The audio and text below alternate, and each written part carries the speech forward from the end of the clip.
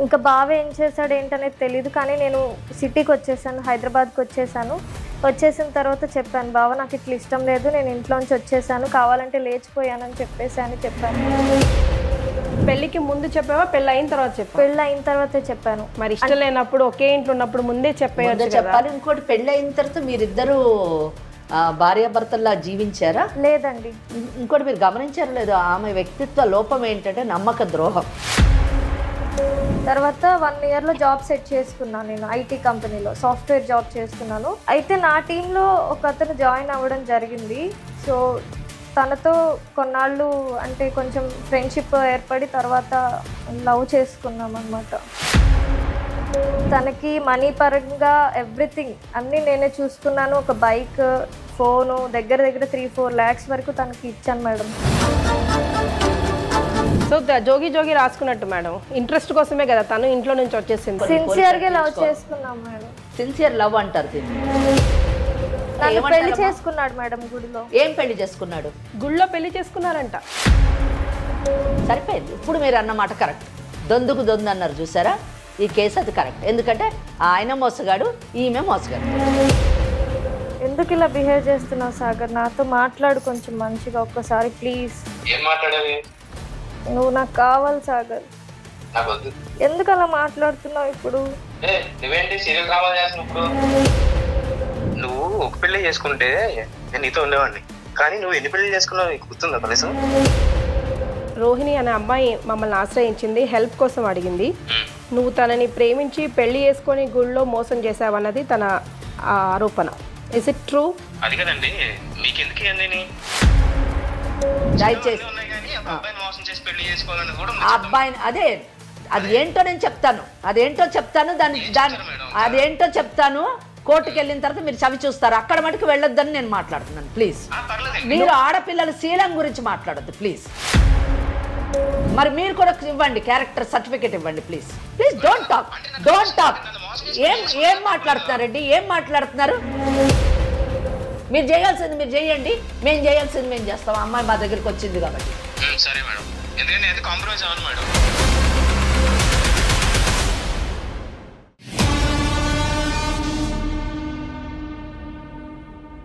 49 అన్ని బ్రాంచెస్ లో 25 to 50% discount నడుస్తోంది. వెంటనే సంప్రదించండి 49. నమస్కారం, 49 సమర్పించు లీగల్ అడ్వైస్ కార్యక్రమానికి స్వాగతం. నాతో పాటు అడ్వకేట్ వెంకటేశ్వరి గారు ఉన్నారు. నమస్తే అమ్మా.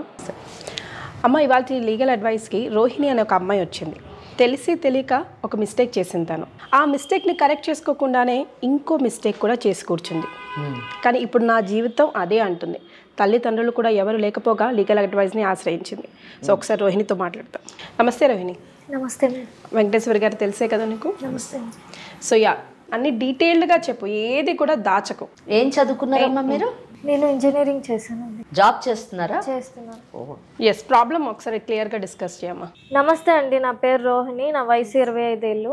నెల్లూరులో పుట్టి పెరిగాను. అమ్మా నాన్న ఎవ్వరూ లేరు. మా మేనత్తే నన్ను పెంచి పెద్ద చేశారు. అయితే మా మేనత్తకి ఒక కొడుకున్నాడు. మాకు మామయ్య కూడా లేడు, ఆయన కూడా చనిపోయాడు. ఓకే. మా అత్తయ్య ఏంటంటే చిన్నప్పటి నుంచి నన్ను పెంచి తన దగ్గర పెట్టుకొని చూసుకుంది కాబట్టి వేరే బయట వాడికి ఎందుకు ఇవ్వాలనే ఉద్దేశంతో మా బావకిచ్చి చేసింది పెళ్ళి. సో మా బావని నేను అంటే ఇష్టపూర్వకంగా అయితే చేసుకోలేదు, నాకు అసలు ఇష్టం లేదు. ఎందుకంటే నాకు స్టడీ అంటే చాలా ఇష్టం. పెళ్ళి బావతో చిన్నప్పటి నుంచి తిరిగి అసలు ఇష్టం లేదు.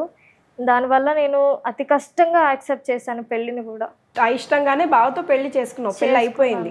మీ అత్తయ్య మిమ్మల్ని బాగా చూసేదా? బాగా చూసుకునేవారు.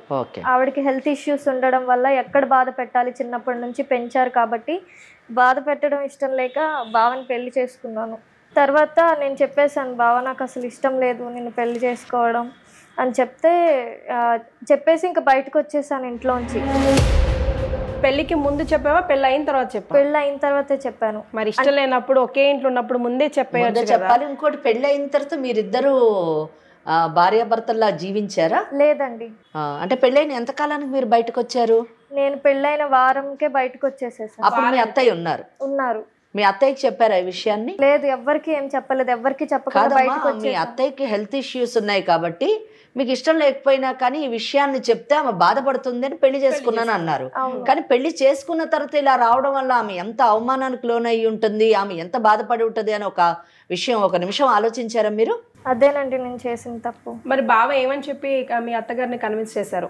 ఇంకా బావ ఏం చేశాడు ఏంటనేది తెలియదు, కానీ నేను సిటీకి వచ్చేసాను, హైదరాబాద్కి వచ్చేసాను. వచ్చేసిన తర్వాత చెప్పాను, బావ నాకు ఇట్లా ఇష్టం లేదు, నేను ఇంట్లోంచి వచ్చేసాను, కావాలంటే లేచిపోయానని చెప్పాను. ఇంకా తను ఏం చెప్పుకున్నాడో ఏంటో నాకు తెలియదు, కానీ నేను మాత్రం ఇక్కడికి వచ్చి జాబ్ సెర్చ్ చేసుకొని జాబ్ చేయడం స్టార్ట్ చేశాను. కాతల్లి, పెళ్లి చేసుకునే వారికి మీ అత్త కోసం ఆలోచించావు, పెళ్లి చేసుకున్న వారానికే నేను లేచిపోయానని చెప్పేసుకో, నువ్వు ఇంట్లో నేను వచ్చేసాను హైదరాబాద్ కానీ నువ్వు సింపుల్గా తేల్చేస్తావు. ఆ ధైర్యం ఏదో ముందే చెప్పుంటే పాపం అతని లైఫ్ నీ లైఫ్ ఇద్దరు లైఫ్ సేవ్ అయ్యేది కదా. అతని లైఫ్ కాదు, వాళ్ళ అత్త ఒక గౌరవం కూడా.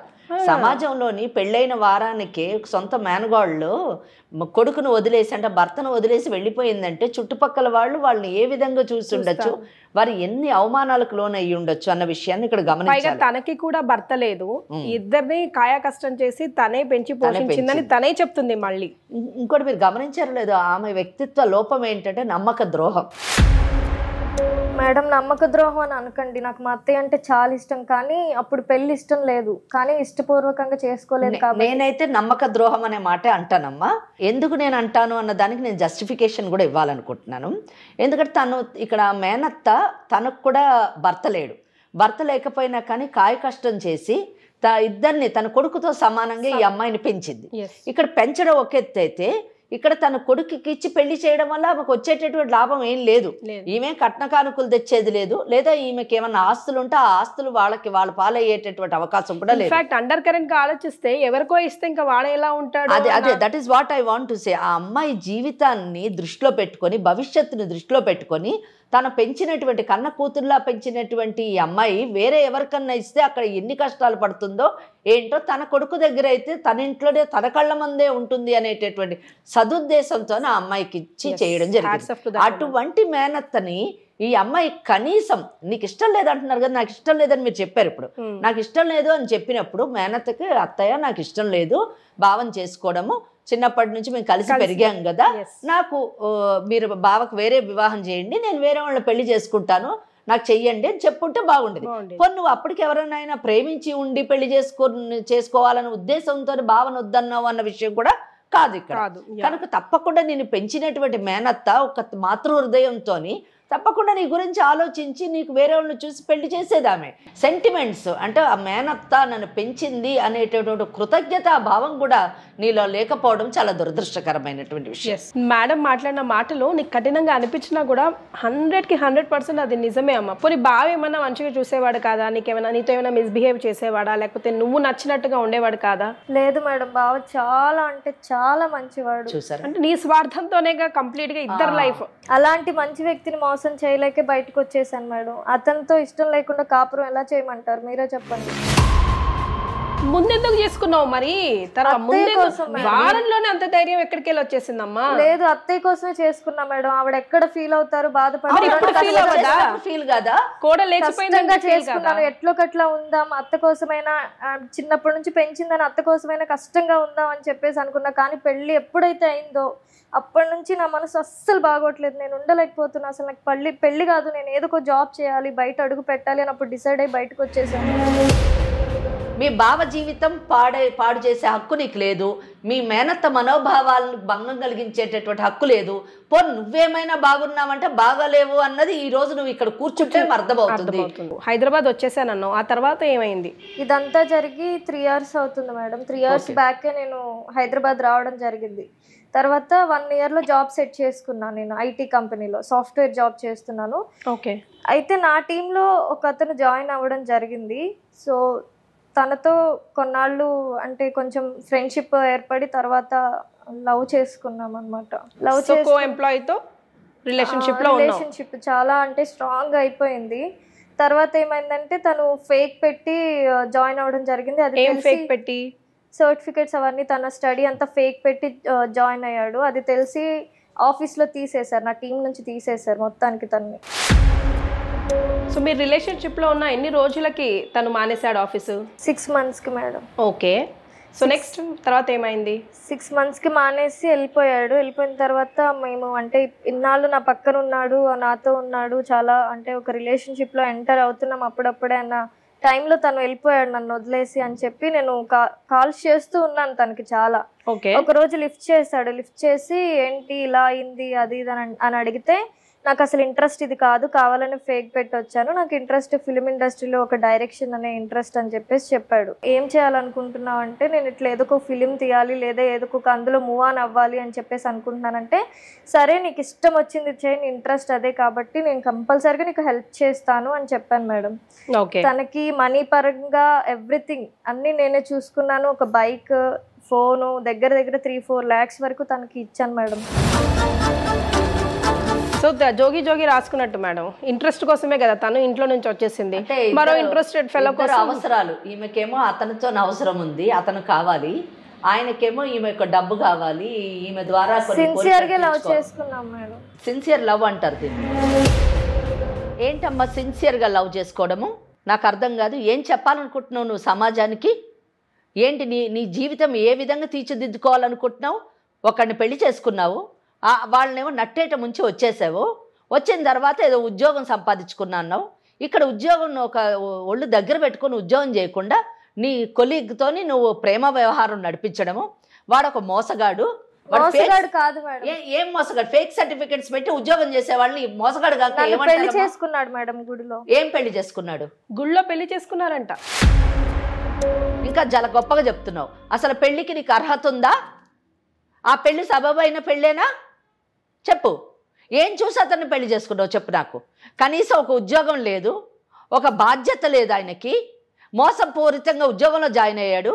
ఏదో సినిమాల్లో చేరాలని చెప్పేసి నువ్వే అన్ని ఆర్థిక పరంగా అతనికి సపోర్ట్ చేయాలి. ఏ విధంగా అతను నీకు సపోర్టివ్గా ఉంటాడు అనుకున్నావు పెళ్లి చేసుకున్నావు అమ్మ నువ్వు? చాలా మంచోడు మేడం. అంటే మోసం చేయాలనే ఉద్దేశం తనకు కూడా లేదు. కానీ సరే చాలా మంచివాడు, మేము కూడా అనుకుంటాం. నేను కూడా చెప్తాను చాలా మంచివాడు అని. ఏం పేరు అతనిది? సాగర్ మేడం. సాగర్ చాలా మంచివాడు. ఇప్పుడు చెప్పు. తర్వాత అంతా పెళ్ళైపోయింది మేడం. బయట ఎందుకు ఉండాలి, వేరు చోటలు ఎందుకు ఉండాలని ఇద్దరం ఒకే రూమ్ లో ఉన్నాం. తర్వాత తనకి అప్పుడప్పుడు అవి మెసేజెస్ అంటే తనకి ఇంట్రెస్ట్ ని బట్టి కాస్టింగ్ కాల్స్ అని అవి ఇవి వస్తుంటాయి కదండి మేడం. ఇక దానివల్ల తను అమ్మాయిలతో కొంచెం పరిచయం ఏర్పడింది తనకి. నేను కొనిచ్చిన బైక్ మీదే వేరే అమ్మాయిలను వేసుకొని తిరగడం అలా చేస్తున్నాడు. నాకు అది చాలా హర్టింగ్ అనిపించింది. ఎందుకమ్మా హర్టింగ్ అనిపిస్తుంది? మంచివాడు కదా, ఆయన చేసే పనులన్నీ మంచి పనులు. లేదు మేడం, పెళ్ళైన తర్వాత తనకి నేను చెప్పాను మేడం, నాకు ఆల్రెడీ ఒకసారి పెళ్ళయింది అని చెప్పాను. ఇంకప్పటి నుంచి తన బిహేవియర్ చాలా చేంజ్ అయింది. పెళ్ళయిందని చెప్పి నాకు కొన్నాళ్ళు బాగానే ఉన్నాం, కానీ తర్వాత చాలా మారిపోయాడు. ఎప్పుడు చెప్పావు పెళ్ళయిందని? మేము రిలేషన్లో ఉన్నప్పుడైతే చెప్పలేదు, కానీ పెళ్ళైన తర్వాతే చెప్పాను. సరిపోయింది. ఇప్పుడు మీరు అన్నమాట కరెక్ట్. దొందుకు దొందు అన్నారు చూసారా, ఈ కేసు అది కరెక్ట్. ఎందుకంటే ఆయన మోసగాడు, ఈమె మోసగాడు. ఎస్ 100%. అమ్మాయి హట్ అయినా కానీ ఇదే వాస్తవం. ఎందుకంటే పెళ్ళైన విషయాన్ని సప్రెస్ చేసి ఆ అబ్బాయితో ఈ అమ్మాయి పెళ్లి చేసుకోవడం, ఈమె మోసం చేసింది. ఫేక్ సర్టిఫికెట్లు పెట్టి ఈ అమ్మాయి ఇచ్చిన డబ్బుతో వేరే ఆడపిల్లలతో తిరిగి ఆయన కూడా మోసం చేస్తున్నాడు. ఎవరికి వాళ్ళు మోసం చేసుకుంటూ ముందుకెళ్తున్నారు. ఇప్పుడు ఆయన దృష్టిలో ఈమె మోసం చేసింది అన్నట్టుగా, అంతే కదా. సాగర్ దృష్టిలో అయితే రోహిణి మోసం చేసింది. అంతే.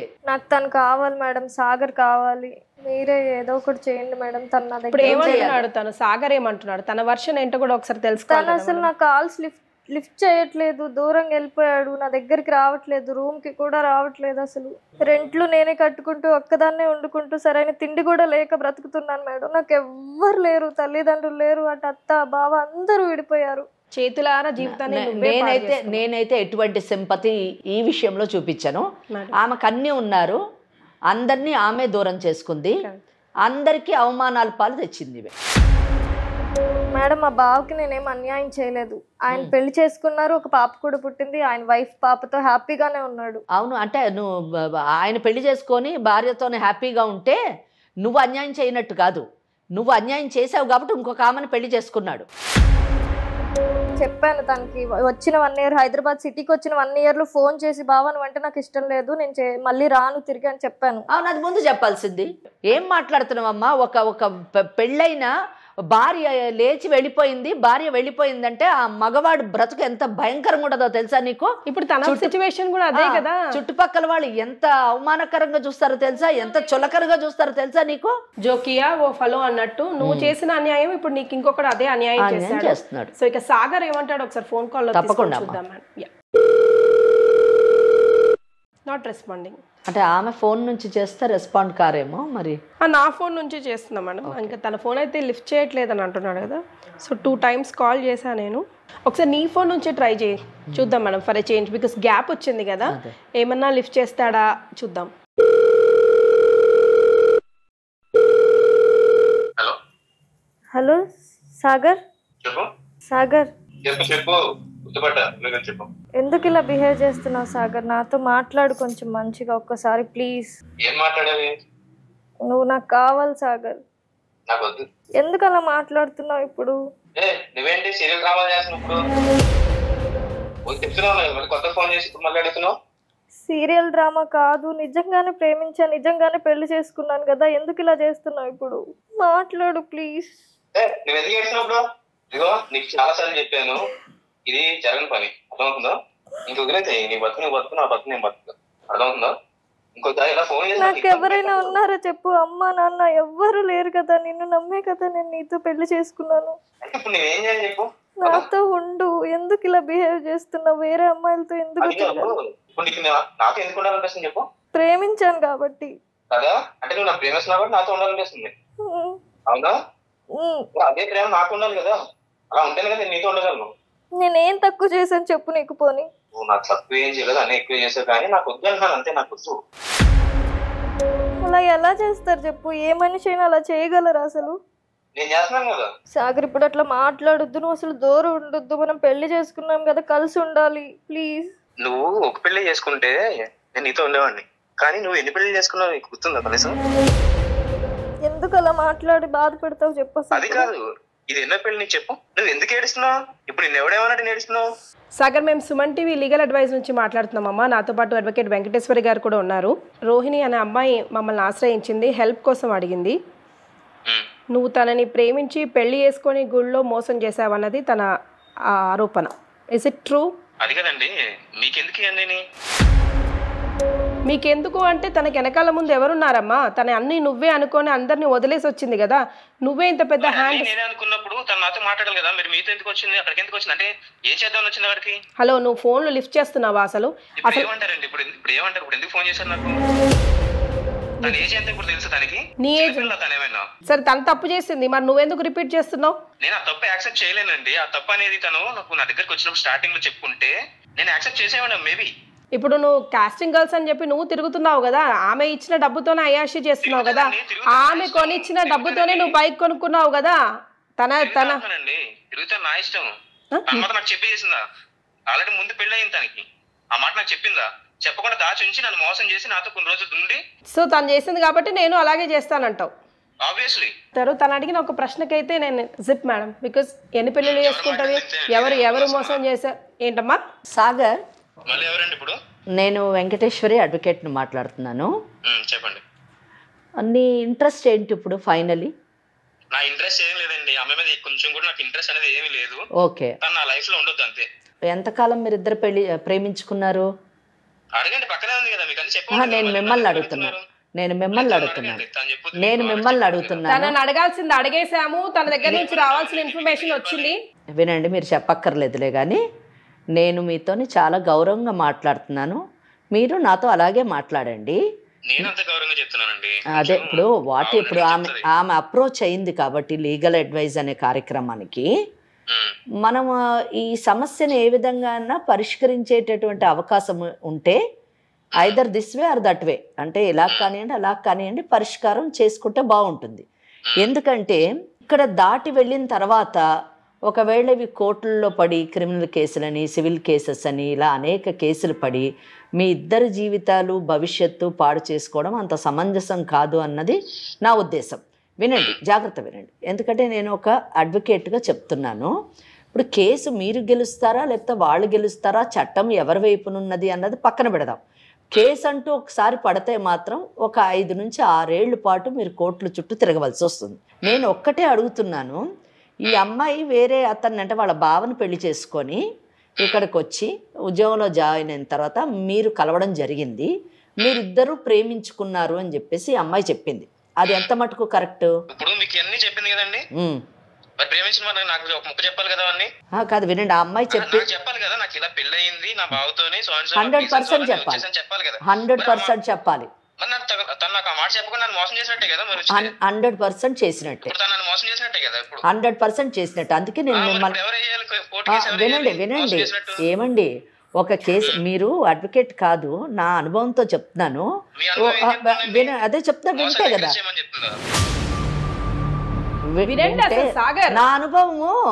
నా అనుభవము కనిపించిన ఆడపిల్లతో తిరగమని చెప్పదు. నా అనుభవం వినండి, నా అనుభవము అదే ఒక పెళ్లి చేసుకుని భర్త ఉండగా వాటికి డివోర్స్ ఏం తీసుకోకుండా ఇంకొక అబ్బాయిని ప్రేమించేసి చేసేయచ్చు, అది రైట్. అబ్బాయి మాత్రం క్వశ్చన్ చేస్తే మాత్రం మోసం, కోర్టుకి వెళ్ళొచ్చు, కేసులు పెట్టొచ్చు. నేను మాట్లాడచ్చా? అయిపోయిందని నీ ఆర్గ్యుమెంట్ అయిందా? చెప్పండి. ఓకే.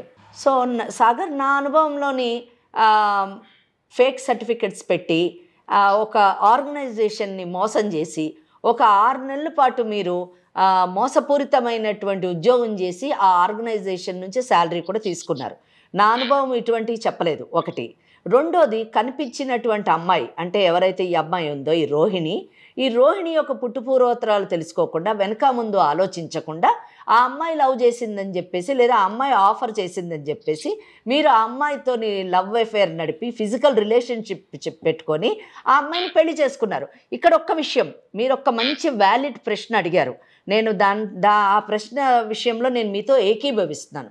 ఏంటంటే, ఆమె పెళ్లి చేసుకున్న విషయాన్ని చెప్పకుండా మోసం చేసి మిమ్మల్ని పెళ్లి చేసుకోవడం అన్న 100% నేరం. నేను మీతోనే ఏకీభవిస్తున్నా.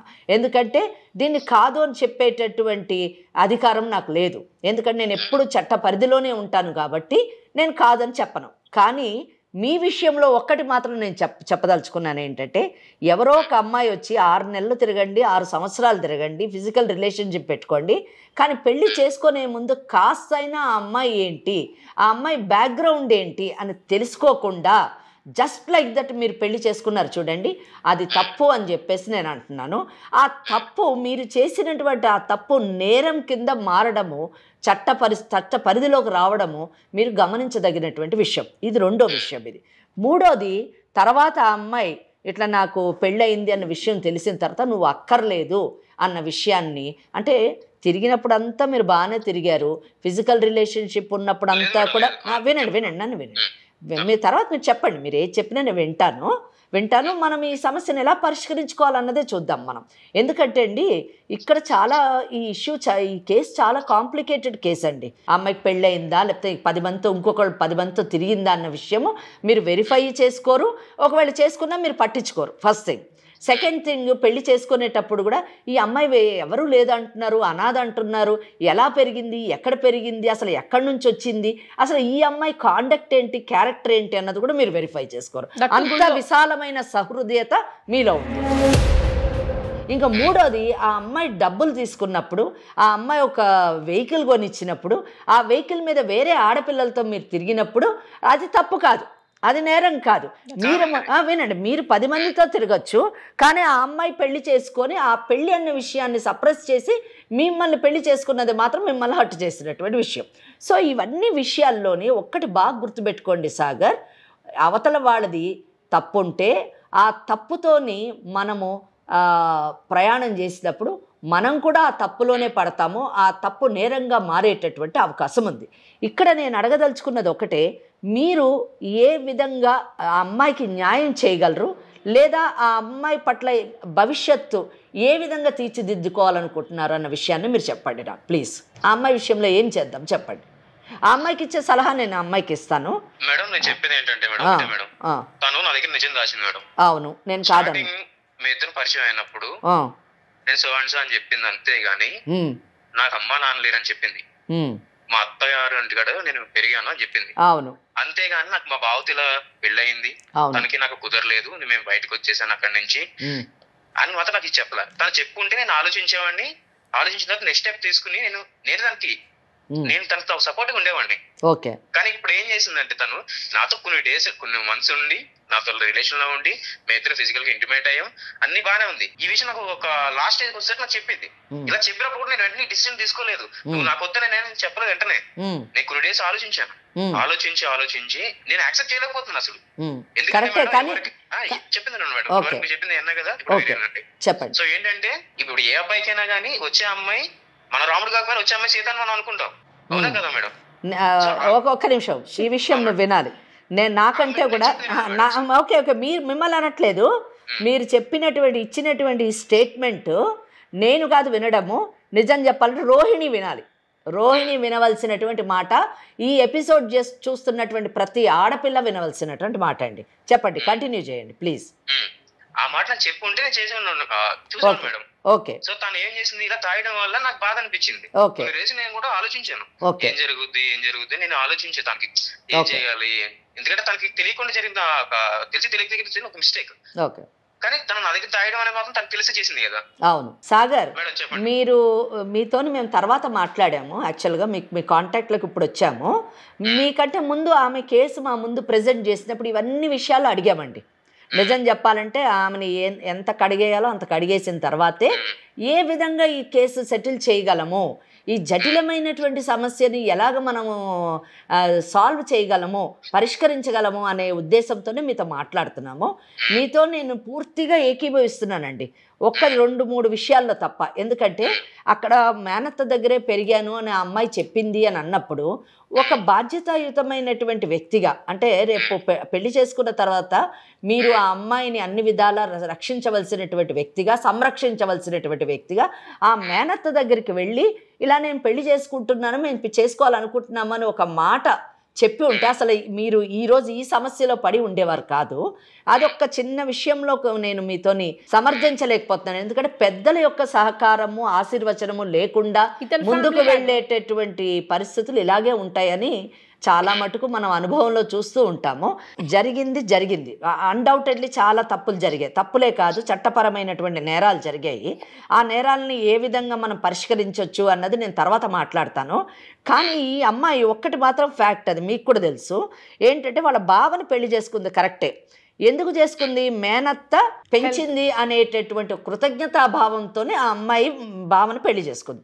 పెళ్లి చేసుకొని అతనితోనే ఆమె సంసారం చేయలేదు. పెళ్లి చేసుకున్న వారానికి అతను వదిలేసి చెప్పకుండా కరెక్టే, నమ్మేటట్లేదు. కరెక్టే, దానికి ఎవిడెన్స్ కావాలని అంటున్నారేమో మరి మీతో కూడా ఆమె ఫిజికల్ రిలేషన్షిప్ లో అవసరం లేదు. ఎలా నమ్ముతారు అంటే ఇంకా మీకు అంత మరి ప్రేమించినప్పుడు ఆ అమ్మాయి మరి చాలా పవిత్రంగా ఉందని మీరు ఎలా నమ్మారు? మీరు ప్రేమించినప్పుడు ఆమె పవిత్రంగా ఉంది అని చెప్పేసి ఏ సర్టిఫికేట్ చూసి మీరు నమ్మారు? ఒకటి, రేపు ఒకవేళ ఈ అమ్మాయిని మీరు వదిలించుకుంటూ ఇంకో పెళ్లి చేసుకోవాలంటే మీరు పవిత్రంగా ఉన్నారని ఏ సర్టిఫికేట్ మీరు పెళ్లి చేసుకున్న అమ్మాయికి ఇస్తారు? పవిత్రత అన్నది ఒక అమ్మాయికే కాదండి, అబ్బాయిలకు కూడా వర్తిస్తుంది. సో అది ప్లీజ్ రెస్పెక్ట్ ఉమెన్. ఇలాగ మీరు అడిగినటువంటి ఈ ప్రశ్న నిజం చెప్పాలంటే ఇది ఆన్సర్ చేయాలంటే ప్రతి పెళ్లి చేసుకునేటటువంటి అబ్బాయికి ఆ అమ్మాయి యొక్క శీలం మీద పరీక్ష చేసి సర్టిఫికెట్లు ఇవ్వాల్సినటువంటి పరిస్థితిని మీరు కల్పిస్తున్నారు ఈ మాటతో. Please don't go to that extent. అక్కడ మటుకు వెళ్ళొద్దు. అక్కడ మటుకు వెళ్తే మరి నేను చట్టం గురించి మాట్లాడాల్సి వస్తుంది. ఈరోజు ఆ అమ్మాయి చేసిన మోసానికి ఏముంటుందో అది ఉంటుంది, మీరు తర్వాత చేసిన దానికి ఏముంటుందో అది కూడా ఉంది చట్టంలోని. ప్లీజ్ దయచేసి ఆ అబ్బాయిని అది ఏంటో నేను చెప్తాను, అదేంటో చెప్తాను. కోర్టుకు వెళ్ళిన తర్వాత మీరు చవి చూస్తారు. అక్కడ మటుకు వెళ్ళొద్దని నేను మాట్లాడుతున్నాను. ప్లీజ్ మీరు ఆడపిల్లల శీలం గురించి మాట్లాడొద్దు ప్లీజ్. మరి మీరు కూడా ఇవ్వండి, క్యారెక్టర్ సర్టిఫికేట్ ఇవ్వండి ప్లీజ్. Don't talk. ఏం మాట్లాడుతున్నారండి? ఏం మాట్లాడుతున్నారు? మరి నేను ఇంకా చాలా ముందుకు వెళ్ళాల్సి వస్తుంది. మీ ఇంట్లో కూడా స్త్రీలు ఉంటారు, వాళ్ళందరి దగ్గర మీరు సర్టిఫికేట్లు తీసుకుంటారా? ఏం మాట్లాడుతున్నారండి? ప్లీజ్, నేను ఎంత మర్యాదగా గౌరవంగా మాట్లాడుతున్నాను. ఎస్ సాగర్, పరిష్కారం కోసం పరిష్కారం చెప్పండి అని చెప్పేసి అయిపోయింది, ఏదో అయిపోయింది. ఆ అమ్మాయి వాళ్ళ వినండి. మరి అవ్వాలి. అవును, మీరు కరెక్టే. మరి మీరు 2 కుటుంబాలు ఒకటి అవ్వాలన్నప్పుడు ఇవన్నీ కనుక్కొని పెళ్లి చేసుకోవాలి కదా. ఏం చేసావు అప్పుడు? కుటుంబం లేని అమ్మాయిని ఎలా చేసుకున్నావు? కుటుంబం వాళ్ళ మేనత్ ఉంటే ఎందుకు పోయి అడగలేదు? ఏం మాటలు చాలా డైలాగ్స్ చాలా బాగున్నాయి, కానీ ప్రాక్టికల్ పార్ట్ కరెక్ట్ లేదు. రోహిణి నువ్వు మాట్లాడట్లేదేంటి? మరి పెళ్లి చేసుకున్నావు కదా, వేరే అఫైర్స్ కూడా ఉన్నాయని చెప్తుంది. మరి ఇవన్నీ చూడాలి. పెళ్లి చేసుకున్నప్పుడు ఇవన్నీ చూడాలి. ప్రేమించినప్పుడు చూడనోడివి, పెళ్లి చేసుకున్నప్పుడు చూడాలి. ఒక క్యారెక్టర్ సర్టిఫికేట్ చూడాలి. ఆమె బ్యాక్గ్రౌండ్ లో పోయి వాళ్ళ పెద్దవాళ్ళని అడగాలి. ఏం మాట్లాడుతున్నావు సాగర్? ఆ అమ్మాయి మీద నువ్వు ఎంత యాక్షన్ తీసుకోవచ్చు, ఆ అమ్మాయి కూడా మీ మీద అంత యాక్షన్ తీసుకోవచ్చు. Please try to understand. ఎలా సాల్వ్ చేసుకోవాలని చూడండి, భవిష్యత్తుని ఎలాగ తీర్చిదిద్దుకోవాలని చూడండి. లేదు మేము 20-30 ఏళ్ళు కోర్టు చుట్టూ తిరుగుతామంటే ఓకే, ప్లీజ్ ప్రొసీడ్. మీరు చేయాల్సింది మీరు చేయండి, మేము చేయాల్సింది మేము చేస్తాం. అమ్మాయి మా దగ్గరికి వచ్చింది కాబట్టి. సరే మేడం, ఎందుకంటే నేను కాంప్రమైజ్ అవ్వను మేడం. నాకైతే ఇష్టం లేదు, తన నా లైఫ్ లో నాకు ఇష్టం లేదు. ఓకే ఓకే మాట్లాడినా ఎన్ని రకాలుగా మీరు ఓకే ఓకే ఓకే నువ్వు కాంప్రమైజ్. నష్టపోయింది నేను కాబట్టి వినండి, మీరు నాకు హర్ట్ అయ్యాయి. సో దాని వల్ల తను నాకు వద్దు అని చెప్పేసి అంటున్నాను. Very good. మీరేం కాంప్రమైజ్ కావద్దు, కానీ అవతల వాళ్ళతో మాట్లాడేటప్పుడు నోరు దగ్గర పెట్టుకొని మాట్లాడు. రోహిణితో మాట్లాడలేవు, అర్థమైందా? కనిపించిన ప్రతి ఆడది క్యారెక్టర్ లెస్ అన్నట్టు లూజ్ టంగ్ వద్దు.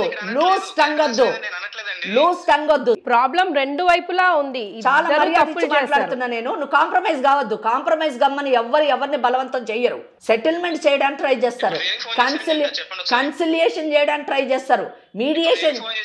ఇదే చెప్తున్నాను, వినడం నేర్చుకో ఫస్ట్. ఎందుకు ఫోన్ చేసామంటే కన్సిలియేషన్ చేయడానికి చేసాము, మీడియేషన్ చేయడానికి చేసాము, సెటిల్మెంట్ చేయడానికి చేసాము. ఇవన్నీ నీకు అక్కర్లేదన్నావు కదా, లీవ్ ఇట్.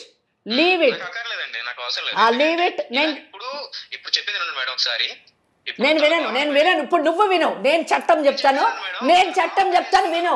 సాగర్ నువ్వు చట్టం చెప్తాను, తర్వాత నువ్వేం డెసిషన్ తీసుకో. నేను చట్టం, నువ్వు మాట్లాడొద్దు, నిన్ను బతిమాలాల్సిన అవసరం మాకు లేదు. ఇప్పుడు మటుకు మర్యాదగా నీతోని నీ జీవితం, నీ భవిష్యత్తుని దృష్టిలో పెట్టుకొని మాట్లాడాము. మాకు అవసరం లేదు, నీ కాళ్ళు పట్టుకోవాల్సిన అవసరం లేదు, నీతోని ఇచ్చేయాల్సిన అవసరం లేదు. చట్టం ఏముందో చెప్తాను విను, దాన్ని ఫాలో అయితే ఫాలోగా, లేకపోతే నీ కర్మాన్ని వదిలేసుకో అంతే. అర్థమైందా?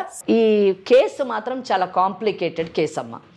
ఇక్కడ నేను సాగర్ని ఒక మాట అనే ముందు, అంటే చట్టం గురించి చెప్పే ముందు, రోహిణి లాంటి అమ్మాయిలు చేసుకునేటటువంటి తెలివి తక్కువ పనుల వలన, వాళ్ళ అహంకారం వల్ల, నేను అహంకారం అన్న పదం ఉపయోగిస్తున్నాను, అంతేకాకుండా మేము ఏమన్నా చేయగలము, మాకు తెలుసు అంతా అనేటటువంటి ఆ అహంకారపూరితమైనటువంటి చర్యల వలన సాగర్ లాంటి వాళ్ళు ఇలాంటి మాటలన్నీ మాట్లాడుతూ ఉంటారు. Just let us go back. కొంచెం ఒక్కసారి మనము మొదట మనం మాట్లాడినప్పుడు విషయాలను ఒక్కసారి గుర్తు తెచ్చుకుంటే, ఈ అమ్మాయి రోహిణి అనే అమ్మాయి నాతోనంటది, అతను చాలా మంచివాడు మేడం, ఆయన చాలా మంచివాడు మేడం సాగర్. ఏమ్మా నువ్వు చెప్పావు కదా, ఎంత మంచివాడు? ఫస్ట్ లో బాగానే ఉండేవాడు మేడం, తర్వాత నాకు అదంతా అనవసరం. ఇప్పుడు మంచివాడా కాదా అని అడుగుతున్నా నేను. ఎప్పుడైనా ఒక సమస్య వచ్చినప్పుడు అది మహిళ వైపైనా తప్పు ఉండొచ్చు, లేదా మగవాడి వైపైనా తప్పు ఉండొచ్చు. ఎవరిది తప్పు అన్నది చూసి దానికి తగ్గట్టుగా చట్టపరమైనటువంటి పరిష్కారాన్ని మనం అందించాలి. ఇక్కడ ఈ కేసులోని రోహిణి అన్డౌటెడ్లీ నేరాల మీద నేరాలు, తప్పుల మీద తప్పులు చేసింది అనడంలోనే అతిశయోక్తి లేదు. ఆమె చేసినటువంటి పనుల వలన ఈరోజు సాగర్ అనేటటువంటి వాడు ఇంత అమర్యాదగా, ఆఖరిక చట్టాన్ని కూడా ఏం చేస్తే అది చేసుకోండి అనేటటువంటి లెవెల్లోని స్థాయిలోని అతను మాట్లాడుతూ ఉన్నాడు. దానికి కారణము రోహిణి. ఎలాగంటే ఇక్కడ ఏంటంటే అసలు ఇవి ఆ అబ్బాయి అన్నట్టు ఈ పెళ్ళిళ్ళా లేకపోతే బొమ్మలాట్లా నాకు అర్థం కాదు. మేనబావ అయినటువంటి ప్రదీప్ని రోహిణికి ఇచ్చి మేనత్త పెళ్లి చేసింది. ఆ పెళ్లిని డైవర్స్ కాకుండా, విడాకులు కాకుండా ఈ అమ్మాయి అతను వదిలేసి ఇక్కడ హైదరాబాద్కి వచ్చింది. అంటే ఏంటి, వచ్చి ఆగకుండా ఈ సాగర్ అనేటటువంటి వాడిని పెళ్లి చేసుకుంది. అంటే ఏంటంటే అక్కడితో ఆగకుండా నువ్వు మళ్ళీ వీడి పెద్ద చాలా గొప్ప త్యాగమూర్తి, మళ్ళీ ఈ అమ్మాయిలో నాకు కోపం వచ్చే విషయం ఏంటంటే అండి, ఈ అమ్మాయి చేసే ప్రతి పనిని కూడా చట్ట విరుద్ధమైన ప్రతి చర్యను కూడా సమర్థించుకుంటుంది చాలా గొప్పగా, ఇంకా వాయిస్ రైజ్ చేసి. అది దురదృష్టకరమైనటువంటి విషయం. మళ్ళీ వాళ్ళ బావకు చెప్పిందంట, నువ్వు పెళ్లి చేసేసుకో, నువ్వు మంచిగా ఉండు, నేను వచ్చేసాను, మళ్ళీ తిరిగి రాను అని చెప్పిందట. ఈమె సలహా విని ఆ మేనబావ ఇంకో పెళ్లి చేసుకున్నాడు. ఫస్ట్ ఆఫ్ ఆల్ ఆ మేనబావ చేసుకున్నటువంటి పెళ్లి, ఈరోజు చేసుకున్నటువంటి పెళ్లి వాయిడ్ మ్యారేజ్ అంటారు.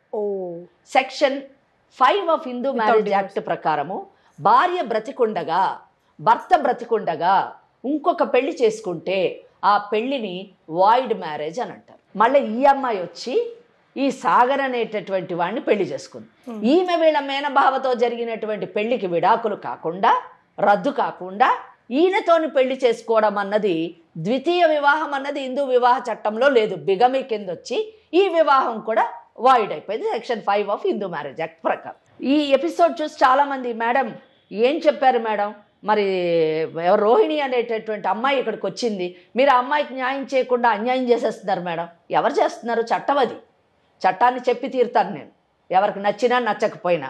చట్టంలో ఏమైనా తప్పు చెప్తే ప్రశ్నించండి, కానీ చట్ట విరుద్ధమైనటువంటి మాటలు నేను మాట్లాడలేను. 82(2) కింద మొదటి పెళ్లిని సప్రెస్ చేసి చేసుకుంటే, కన్సీల్మెంట్ ఆఫ్ ఫస్ట్ మ్యారేజ్ చేసుకుంటే భారతీయ న్యాయ సంహిత ప్రకారం 10 సంవత్సరాల శిక్ష. ఏం న్యాయం చేయాలి ఇందులోని? ఇప్పుడు నేను చెప్పిన సెక్షన్ 82, 82(1), 82(2) చూసుకోండి ఒకసారి, ఏం తప్పుందో.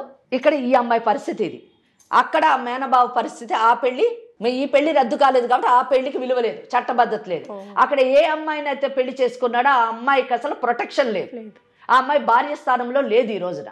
ఆడిద్దరికి మళ్ళీ ఒక బిడ్డ కూడా పుట్టింది. ఎంత దురదృష్టకరం అండి. ఈ అమ్మాయి అహంకారపూరితమైన చర్య వల్ల ఈమె పెళ్లి చేసుకున్న దానికి పెళ్లి కాదు, ఈమె సాగర్కి భార్య కాదు, ఈమెకు ఒక చట్టబద్ధత అయినటువంటి స్థానం సమాజంలో కానీ చట్టంలో కానీ లేదు. పోనీ సమాజంలోనన్నా ఒక లివ్ ఇన్ రిలేషన్షిప్ లాగన్నా ఉన్నది అంటే సాగర్ ఒప్పుకోవట్లేడు, గెట్ లాస్ట్ అన్నాడు. ఏముంది నీ ప్లేస్? ఎక్కడున్నావు నువ్వు? ఏం చదువులు మీవి? ఏం నిర్ణయాలు మీవి? ఏం జీవితాలు మీవి? ఫ్రెండ్షిప్ చేశాము, ఆ అమ్మాయి చెప్పడం, లవ్ చేశాము, కొద్ది కాలం కలిసి ఉన్నాము, ఆ తర్వాత పెళ్లి చేసుకున్నాము. వాట్ ఈస్ దిస్ అండి? This is what it is. మీరు ప్రేమించడం తప్పు కాదు, మీరు పెళ్లి చేసుకోవడం తప్పు కాదు, చేసుకోండి, ఎవరు వద్దన్నారు. కానీ పెళ్లి చేసుకునే ముందు చూడాలి కదా. ఈ సాగర్ ఇన్ని మాటలు మాట్లాడుతున్నావు, నువ్వు పెళ్లి చేసుకునేటువంటి అమ్మాయి బ్యాక్గ్రౌండ్ ఏంటో నువ్వు చూడాలి కదా. నువ్వు చూడాలి కదా సాగర్ ఏంటని, నీకు తెలుసు ఈయన ఏంటని. ఫేక్ సర్టిఫికెట్లు పెట్టి ఉద్యోగం చేసినోడు గొప్పడని నువ్వు ఎలాగమ్మా కాంటాక్ట్ బలం అంతా వాదించడం. ఇదంతా ఒక ఎత్తు అయితే, ఈ సాగర్ ఇంతసేపు ఇన్ని మాటలు మాట్లాడాడు కదా, ఇన్ని మాటలు మాట్లాడి ఏది కావాలంటే అది చేసుకోండి అన్నాడు. ఈ అబ్బాయికి కూడా ఒక అమ్మాయితో తిరిగి ఆ అమ్మాయిని మోసం చేసి పెళ్లి కూడా చేసుకొని ఈ రోజు నాకు వద్దు అని చెప్పేసి ఆ అమ్మాయి డబ్బులు ఉపయోగించుకొని ఆ అమ్మాయి వాళ్ళ అన్ని లాభాలు పొంది వదిలేసి నువ్వు నీ ఇష్టం నా ఇష్టం అన్నట్టు ఇలాగే చేస్తానంటే ఆయనకు కూడా బిఎన్ఎస్ ఏ విధంగా వర్తిస్తుందో ఆ విధంగా వర్తిస్తుంది. అతను కూడా జైలుకు వెళ్ళేటటువంటి అవకాశం ఉంది. ఈ అమ్మాయి పుణ్యమాని ఒక సాగర్ అనేటటువంటి వాడు జైలుకు పోతాడు, రోహిణి జైలుకు వెళుతుంది. అక్కడ ఏ తప్పు చేయలేనటువంటి మేనబావ ప్రదీప్ భార్య పాపం ఎటువంటి స్థానం లేకుండా ఆ అమ్మాయి ఉంటుంది. అసలు ఆ మేనత్ ఏమైందో మనకు తెలియదు. సో ఇటువంటి పరిస్థితుల్లోని తెలివైన వాళ్ళు ఎవరైనా అంటే కాస్తన్న బుద్ధి జ్ఞానం ఉంటే సాగర్ అనేటటువంటి వాడు ఈరోజు చేయాల్సింది ఏంటంటే, జరిగిందేదో జరిగింది, నువ్వు తిరిగావు, నువ్వు తిరిగినప్పుడు ఆ పెళ్ళయిందా పెళ్లి కాలేదా అని విషయం నీకు తెలియదు. నువ్వు ఎలా నమ్మాలండి? వాళ్ళిద్దరికీ శారీరకపరమైన సంబంధం లేదని అని అంటున్నాడు. మరి తిరిగేటప్పుడు టెస్ట్ చేసి తిరిగావా నువ్వు? మరి నేను అడుగుతున్నాను. కనుక అవన్నీ ట్రాష్ పిచ్చి మాటలు అవన్నీ. కనుక సింపుల్గా ఈ అమ్మాయి వాళ్ళ మేనబావకి విడాకులు ఇవ్వాలి. ఫస్ట్ కోర్టుకి వెళ్ళి వాళ్ళిద్దరూ విడాకులు తీసుకోవాలి, మ్యూచువల్ కన్సెంట్ అంటే పరస్పర ఆమోదంతో section 13B of Hindu marriage act ప్రకారము విడాకులు తీసుకొని వాళ్ళు మళ్ళీ పెళ్లి చేసుకుంటే ఆ పెళ్లి అప్పుడు చట్టబద్ధమవుతుంది. అప్పుడు నువ్వు వచ్చి ఈ సాగరు నువ్వు పెళ్లి చేసుకుంటే నీ పెళ్లి చట్టబద్ధం అవుతుంది. మేడం ఇప్పటి వరకు చాలా అంటే చాలా హెల్ప్ చేశారు, చాలా మాట్లాడారు, అందుకు థ్యాంక్ యూ సో మచ్. ఇప్పుడు ఏంటంటే తను నా క్యారెక్టర్ గురించి మరీ ఇంత దారుణంగా ఎంత చీప్గా మాట్లాడతాడు అనుకోలేదు అసలు. ఇప్పటివరకు చాలా మంచివాడు అనుకున్నాను. తన ఇంట్రెస్ట్ని బట్టి ఎంతో హెల్ప్ చేశాను, ఎంతో డబ్బు కూడా ఇచ్చాను. నేను ఇప్పటివరకు ఇంత దారుణంగా మాట్లాడతాడని అయితే అస్సలు అనుకోలేదు. ఇంకా తనతో ఫ్యూచర్లో ఉన్నా కానీ నాకు కష్టాలే ఉంటాయి, కంపల్సరీగా అనుమానిస్తూనే ఉంటాడు. నాకంటూ ఒక సెల్ఫ్ రెస్పెక్ట్ ఉంది, నా బ్రతికేదో నేను బ్రతుకుతాను అంతే, ఇంకేమొద్దు. ఇది నిజం చెప్పాలంటే ఒక మంచి మాట మాట్లాడింది ఇక్కడికి వచ్చినప్పటి నుంచి. లేదు, ఎవరికైనా మనిషి అన్న తర్వాత ఆత్మాభిమానం ఉండాలండి. ఎందుకంటే తన వ్యక్తిత్వాన్ని అతను ఛాలెంజ్ చేసినప్పుడు ఆయన తిరగొచ్చు, ఆయన తప్పుడు పనులు చేయొచ్చు, కానీ ఒక ఆడపిల్లను మాత్రము ఆమె యొక్క క్యారెక్టర్ని క్వశ్చన్ చేసిన తర్వాత ఇంకా నిజం చెప్పాలంటే ఆయన ఒప్పుకున్నా కానీ ఆమెని నిత్యము అనుమానిస్తూనే ఉంటాడు. అది సరైన ఇది కాదు. అమ్మ నేను ఒక్కటి చెప్తున్నాను రోహిణి, మీరు చదువుకున్నారు, చక్కగా ఆర్థికంగా కూడా మీరు ఉద్యోగం చేసుకొని మీ కాళ్ళ మీద మీరు నిలబడుతున్నారు కాబట్టి ఒక సెల్ఫ్ రెస్పెక్ట్తో, ఒక డిగ్నిటీతోని మీ గత జీవితాన్ని దృష్టిలో పెట్టుకొని ఒక అనుభవాలుగా తీసుకొని మీరు ముందుకు కొనసాగండి. అయితే మీ డబ్బులన్నీ తీసుకున్నారు అని చెప్పేసి మీరు అన్నారు ఇందాక, ఆ డబ్బులన్నీ ఇప్పిస్తాం మేము తప్పకుండా. అంటే ఒకటి మనము ఇక్కడ ఈ కేసులోని ఇక్కడ సెటిల్మెంట్ చేయలేకపోతున్నాము, ఎందుకంటే మనకు కూడా కొన్ని పరిధులు ఉన్నాయి. ఎక్కడ మటుకో అక్కడ మటుకే, అంటే కన్సిలియేషన్ మీడియేషన్ మటుకు చేయగలం కానివ్వండి.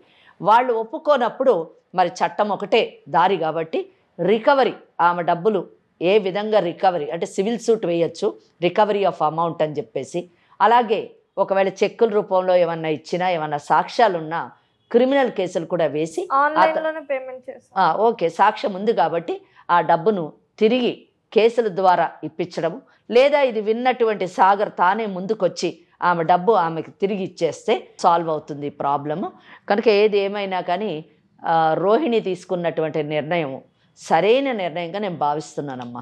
సో నెక్స్ట్ తన ఫ్యూచర్లో ఇంకేం మ్యారేజ్ చేసుకోవాలన్నా, ఫ్యూచర్లో ఇంకా ముందడుగు వేయాలన్నా డివోర్స్ తీసుకోవడం, ఈ తప్పులు మాత్రం చేయకుండా, రిపీట్ చేయకుండా అట్లీస్ట్ ఇప్పుడైనా ధైర్యంగా బావ దగ్గరికి వెళ్ళు, ఇలా జరిగిన విషయాలన్నీ చెప్పు, అత్తతో మాట్లాడు. పెద్దవాళ్ళు కదా, కన్నవాళ్ళు కదా, కన్న తల్లిలాగా కడుపులో పెంచుకుంది కదా, డెఫినెట్గా క్షమిస్తుంది అని అనుకుంటున్నాను. క్షమిస్తారు. ముఖ్యంగా వాళ్ళ జీవితాలను సెట్ చేయాల్సినటువంటి బాధ్యత కూడా మీ పైన ఉంది. మీరు మీ బావకు 100% అన్యాయం చేశారమ్మా. మీరు ఆ బావ దగ్గరికి వెళ్ళి ఫస్ట్ విడాకులు తీసుకోండి. విడాకులు తీసుకుంటే మళ్ళీ వాళ్ళిద్దరూ పెళ్లి చేసుకొని వాళ్ళ జీవితం సెట్ అవుతుంది. మీరు పెళ్లి చేసుకునేటప్పుడు మళ్ళీ భవిష్యత్తులో మీరు పెళ్లి చేసుకోవాలి. పెళ్లి చేసుకొని మీ ఆ మేనత్తనే మంచి సంబంధం చూసి చేయమని చెప్పండి. చేసుకునేటప్పుడు మీ గత జీవితం గురించి ముందే చెప్పి అన్నీ ఒప్పుకున్న తర్వాత చేసుకోండి. అట్లీస్ట్ మేడం నీకు రికవరీ ఛాన్సెస్ ఇస్తున్నారు మనీవి కాబట్టి దాంతో లైఫ్లో సెట్ అవ్వడానికి ప్రయత్నించు. ఓకేనా? Okay, right, thank you. ఒకటమ్మా, ఇక్కడ మనము ఈ అమ్మాయి ఈ విడాకులు తీసుకోకుండా బావతో జరిగిన పెళ్లిలోని భవిష్యత్తులో ఇలా ముందుకు వెళ్ళినా కానీ ఆ అమ్మాయి జీవితం ఇలాగే అస్తవ్యస్తంగా ఉండేది. ఇక్కడ రావడం వల్ల కనీసం ఒక లీగల్ అవేర్నెస్, చట్టం ఏ విధంగా ఉంది అన్న విషయం ఆమె తెలుసుకోగలిగింది. తను తీసుకోవాల్సినటువంటి చర్యలు ఏంటో కూడా తెలుసుకుంది. ఆ చర్యలు తీసుకుంటే 100% ఆమె భవిష్యత్తు సెట్ అవుతుందని. కనువిప్పు కూడా జరిగింది, లేకపోతే బ్లైండ్ గా సాగరే కావాలి అని కూర్చుంది. కానీ సాగర్ అనేవాడు రాముడు అన్నదండి. అతను మాత్రము తాను రాముడు కాకపోయినా తన భార్య సీతలా ఉండాలని కోరుకుంటారు కదండి అని అన్నాడు. అది విచిత్రం. అదే కదా, అది ఆ విషయం మరి రోహిణి గుర్తించాలి, చూసేటటువంటి అమ్మాయిలు కూడా గమనించాలి. Thank you so much for joining us madam. ఇది ఇవాల్టి లీగల్ అడ్వైస్లో రోహిణి కాదా. మరో లీగల్ అడ్వైస్తో మళ్ళీ కలుద్దాం. నమస్కారం. 49 అన్ని బ్రాంచెస్లో 25 to 50% డిస్కౌంట్ నడుస్తోంది. వెంటనే సంప్రదించండి. 49.